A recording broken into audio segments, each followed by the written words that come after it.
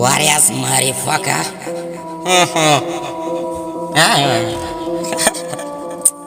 Cobra. Yeah. Gwamnatin kasar mu a yau abinda kuke ya kamata dai ku gyara, saboda abinda kuke baya da kyau. Ya kamata ku san irin aikin da kuke yi, domin mu ne 'yan kasa mun tashi mun fara magana. Idan mun fara ku ce an yi rashin komai, ya kamata ku san aikin da kuke yi. Magana muke akan abu guda, wato shine aka ce muna da shi ba mu babu shi. Ku tashi ku gane cewa yeah. Yanci abamu yanci, yanci abamu yanci, yanci abamu yanci, yanci abamu yanci,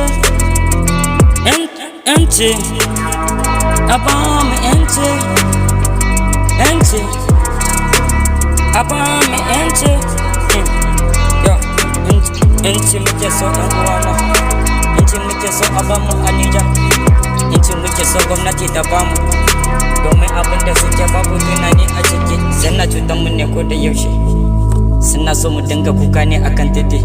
Muna yawo muna bara ana wulakanta mu, a ko da yaushe wulakanci ake mana.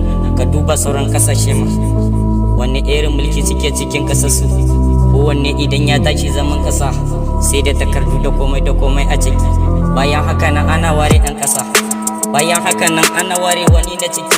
Bayan haka nan akwai bambanci tsakanin ku, inda kai ba ɗan ƙasa bane kana gani. Bambanci kala za a nuna maka. Cikin Nijar duka wanda ya shigo zama yake babu wani abu, babu wani bincike na ƙasa. Da kai da ɗan ƙasa duka ɗaya ne.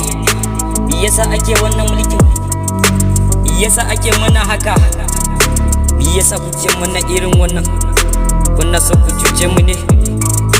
Ya kamata dai ku juya, ya kamata dai ku sake, ya kamata ku ba mu yanci, ku bambanta mu da 'yan wata ƙasa, domin mun shiga ƙasashe da dama mun ga irin mulkin da suke yi.